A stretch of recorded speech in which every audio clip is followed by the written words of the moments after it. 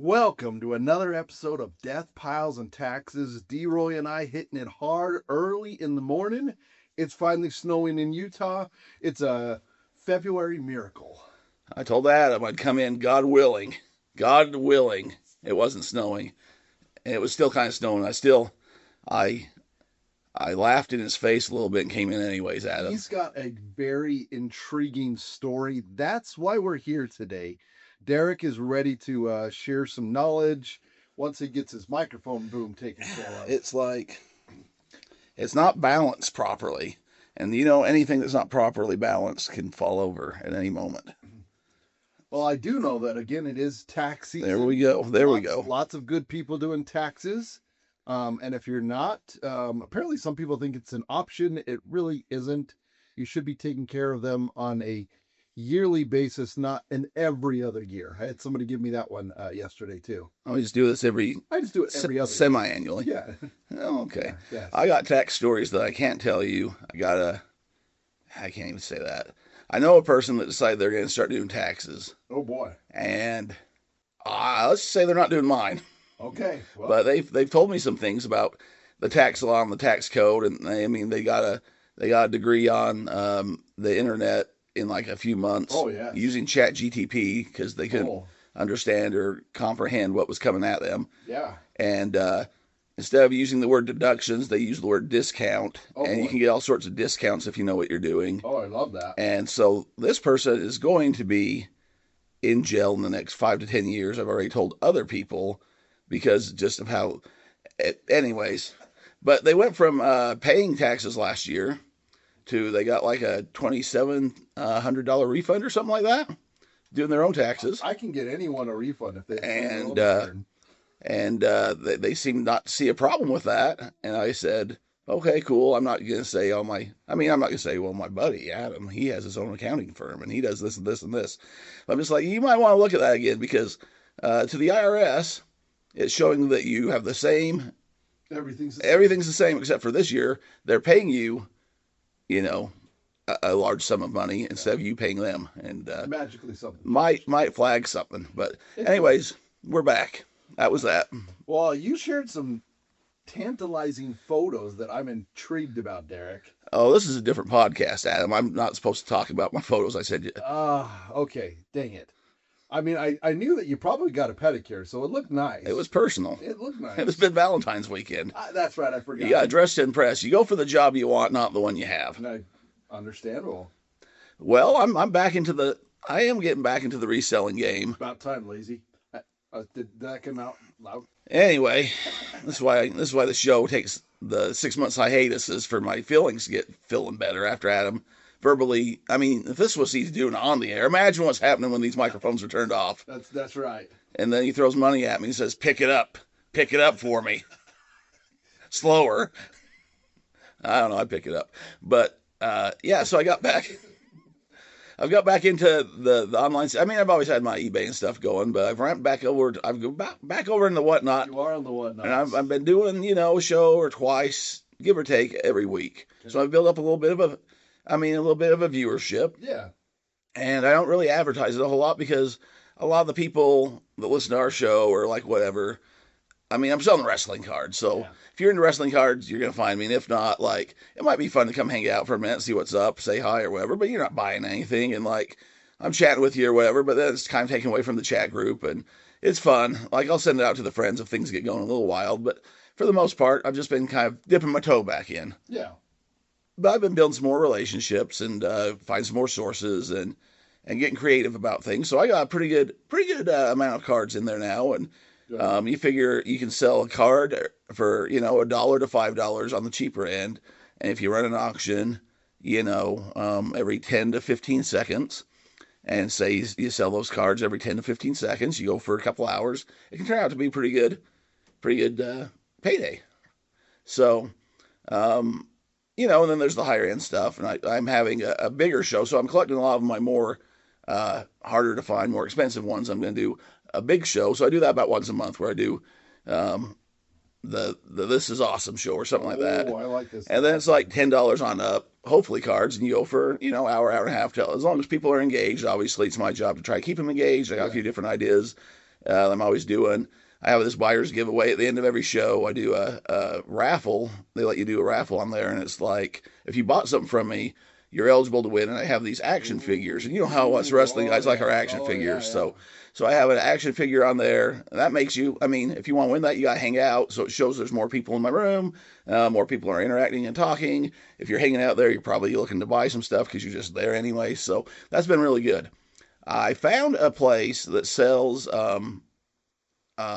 envelopes, but not your flimsy white envelopes. Okay. It's a little more sturdy, and when you're dealing with cards and things like that, Yes. weights matter. And with eBay and with whatnot, I'm sure a lot of other of your platforms like that. Okay. If you sell a plain white envelope, the shipping cost is significantly lower if it's an ounce or less. You can do the envelope for like 79 cents. Okay. Maybe $1 if it's like 2 ounces. But then if it goes up into that next tier, you're talking $4 to $5 for shipping, which is a lot. So if you're looking to buy a card from me and you're like, oh, that card's only $1 or $2, but the shipping's $4 or $5, I'm gonna have to buy several cards to justify this cost in my head versus, oh, his shipping's only 79 cents. I can buy that card. Oh, I've already bought a card. Now shipping's and you're looking to buy more. Anyways, so if you're looking to buy 3 or 4 cards from me, you're gonna spend $6, $8 maybe, and you're paying $1 for shipping. Yep. Not a bad deal. So I found this place that manufactures these around here. There's a few other companies that make these, but they're a little more expensive. This place, pretty good price. So I bought 100 just to see how they are, because you want to buy some, but you don't want to be married. You want to date a little bit first. Yep. Make sure it's going to work out. Let's see what they got. So I buy it from them. Everything's great. So okay, I'm getting ready for my next big show, February 10th. Adam, what's today? Today's the 19th or 20th. Today would be the 20th. So 10 days ago, I put in an order for a case. A case. Oh boy. That's commitment. That's commitment. I'm going to be running some shows. I still have, probably 20 left, maybe 15 left of what I had of that initial 100. Okay. So I put in that, and I'm like, okay, we'll have some for next week. Yeah. Over that weekend, my wife got sick she got the coronas. Oh. So bad. She's doing all right. Everything's fine. But I didn't run shows that week because my wife's sick. And I didn't have the envelopes anyway, so I was able to be a better husband and pay attention. So I'm like, okay, no big deal. About time.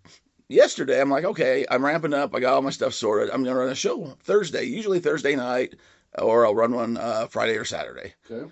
And so I'm like, okay, I'm going to come home from work, run a show. I'm like, oh, yeah, I don't have any envelopes. Oh, those should have been here. Oh, they're just out of Springville, which is like, 35 miles to the north of us or something like that, like if that. 7. Okay.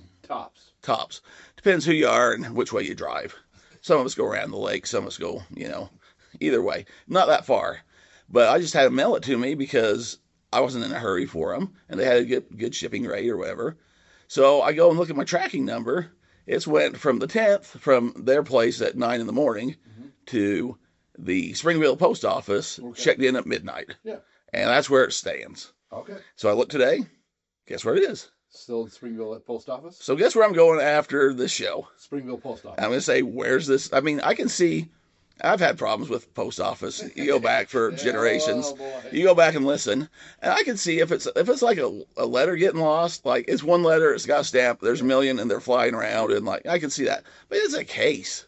And it's going from like 17 miles or whatever. So that's 18 miles. So I got to go figure that out. And I did call the company yesterday. They didn't pick up the phone. It was like well within business hours. Left them a message saying, hey, this is me. This is my name. This is what I ordered from you. I haven't received it, and this is where it's at. Can you help me out? Haven't heard anything back from them either. So that's not promising. But if the price is right and the product's good, we'll keep going back to it. Yeah. There's just sometimes some things happen to certain people, and we all have those experiences. But I want to shift the subject for a second. Derek, you're a very intelligent guy. That's not what my teacher said. Yeah, your teachers don't know. They weren't very intelligent, comes out to find out. I mean, they still have to visit their family through glass windows sometimes, so. And they're still teaching. You can call it that. You brought our family onto a store several years ago. And sometimes they take it's like fine wine. It just takes time to appreciate. especially. I do. I'm usually a little ahead of the curve for a lot of things. Yes, you are. Um, we've taken my family several times to the NPS store in Salt Lake, the big downtown. The big one. The big one. The big guy. That's the good one. And then they, I would say, kind of like Nordstrom expressed it.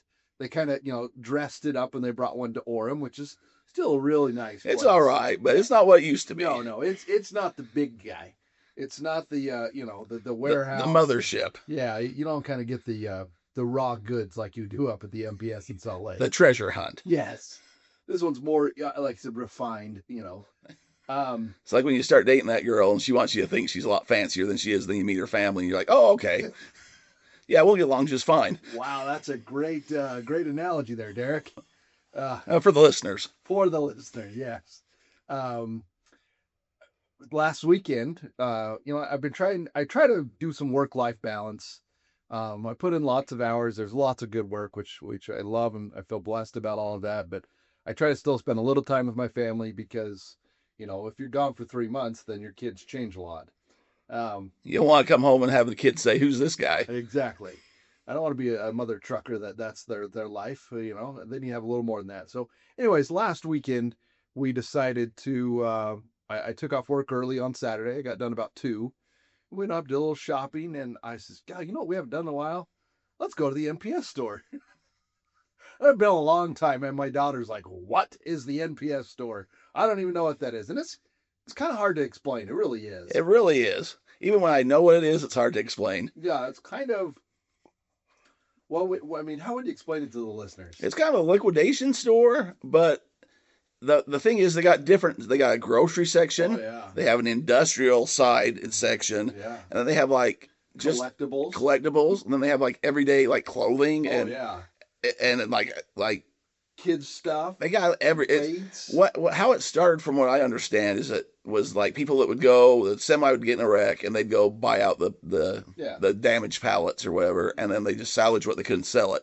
Now I don't know, they get liquidation from all over, but it's quite the store. Yeah, it's a little bit of everything. It's very reasonably priced. So usually, yeah. I mean, now that they know, especially at the NPS, elevated store, they got some markups. It used to be like pennies on the dollar, and you could just go pick anything off the shelf, and it was deeply discounted, and you could just sell on eBay for quite a bit more. Now they cut onto the game a bit, but still everybody is. But yeah, still it's very reasonably priced items. If I remember right, didn't you get a large quantity of crystal clear Pepsi from the NPS store? It's very possible. I've got a lot of soda over the years. I was picking up Dr. Pepper's like last time I was there, which has been a while, but it was like 25 cents a can. Yeah. And so they have like those little things that the Pepsi people or whatever use. Yeah. So I'm like piling those up because like, that stuff's got expensive. So I'm getting my Dr. Pepper Zeros, my Special K Zero, my, That's what I saw. That's why it sent to the picture came from the Chucky. The drinks. The Chucky drinks. Yeah, you never know what you're going to find there. And there's things that are regional in certain areas of the world and or country, and they'll just show up there sometimes. So we went on Saturday, and they while we were there, they closed the collectible section and the discount section. So while we were there, they announced it, and so we still spent quite a while there. And apparently, it was so good that my family went back on President's Day without me. Without you, I had to work. And my daughter found some Uggs and she loved it. So apparently you have a new convert. She is a big fan of the NPS. Well, here's the other thing, though. I'm sure President's Day, they were doing big sales. Wow. Yeah. So she probably got those Uggs. They probably paid her to take them out. They did. She did quite well. She was happy because it was her own money that she used to buy them. So my father introduced me to it, and he was a traveling salesman at the time. But he had a coworker, if I remember the story right, that had a large Mormon family. A lot of the people around here, especially a generation or two ago, if you were a good Mormon, you were putting out a lot of kids. Yeah, multiply and replenish. A lot of kids. A lot. Like Mormons and the Catholics. We're having let's see how many kids we can have. Yeah. We don't have cable TV, and the nights are cold, so you had like 20 kids. I mean, 20's you had. Well, it depends how many wives you had. 5 to 8. Depends how many wives you had. Between 2 wives, 20 kids, maybe. Wow. Listen to Derek. He's never one to let the truth get in the way of the good story. You're telling me there's not polygamists in the state of Utah? You went to school with them. Okay, so it's my story. Anyway, the guy had a lot of kids. And so shopping for a lot of family and a large kid's kind of hard to do. Yes, it is. So he found the NPS store. I think he lived up in the Salt Lake Valley. But he was talking about how you could go in back in the day and they'd have like milk like the day before it would expire, and they'd pay you to take it out of the store, kind of stories. Yeah. So that's the kind of place it is. It's good for resellers. Yeah. Did you go over to the industrial side at all? The The one, one across the street. So we only went to the one in Aura. We didn't go to the big guy. oh, you didn't go to the Salt Lake one? No, that's what I'm saying. The Oh. NPS Express store. Oh, I thought you said that you made the trek to the mothership. No, we didn't. We didn't make the. Well, we have in the past, but Oh, okay.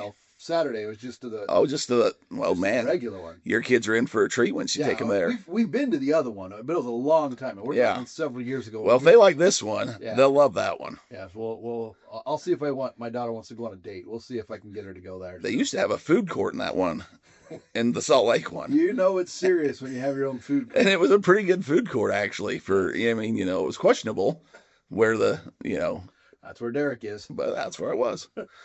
Well, Derek, we kind of went full circle on that one. Shipping items, envelopes at good prices, and going back to to the old things that might have used to. But be that's good, the still thing is are. back to the basics, right? If you're going to ship something, make sure you do, like I've been looking at my reviews and stuff because you want to keep everyone happy. And one of the big things everyone's like, ship securely and good. And I've been ordering a lot of things, like I said. And you can tell when somebody puts something together and they just kind of like throw it on there and a whim and a prayer. And you're dealing with things like collectibles or sports cards where it matters if it has a bend or how the corners and all that. I ordered I don't want to get into all my secrets, but I ordered a card and I was pretty excited about it. Yeah. And they threw it in just a bubble mailer, no protection at all. Oh, And it came from outside the they country. raw dogged it, huh? Raw dogged it. And again, by the grace of God, as maybe this episode will be called, it didn't have that much. I mean, I wasn't expecting it to be pristine.